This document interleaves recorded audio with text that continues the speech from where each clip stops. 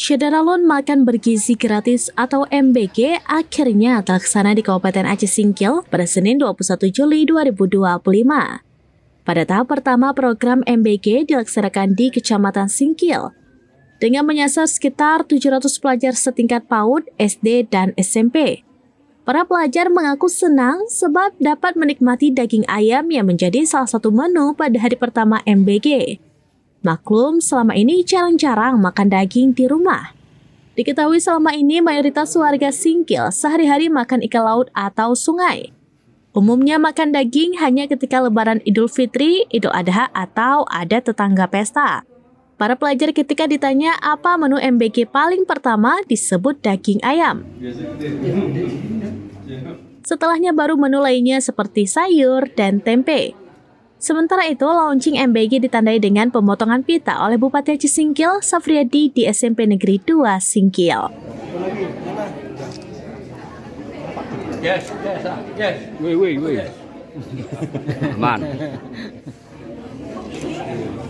Oke, siap. Apa kawan nasinya? Kawan nasinya? Ada ayam, tempe, sama sayur. Sayurnya apa? Sayurnya apa? Sayur buncis, jagong, sama wortel. Buahnya? Semangka. Harapannya apa, Dek? Gak ada. Nggak ada. Atau tiap hari gitu?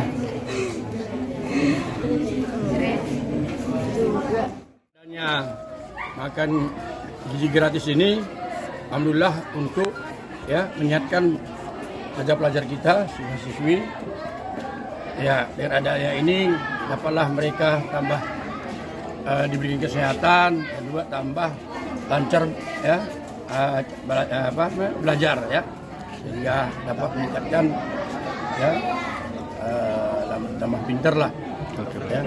Untuk target selanjutnya Pak, kan ini 716 baru Pak. Inilah kita sedang menjejaki ya. Tadi bilang Ibu yang PPG tadi itu bilangnya mereka akan beri laporan ke pusat. Nanti kalau setelah ditinjau dia bilang kan mana yang bisa disalurkan terus. Dari Aceh Singkil, Dede Rosadi, serambinews.com.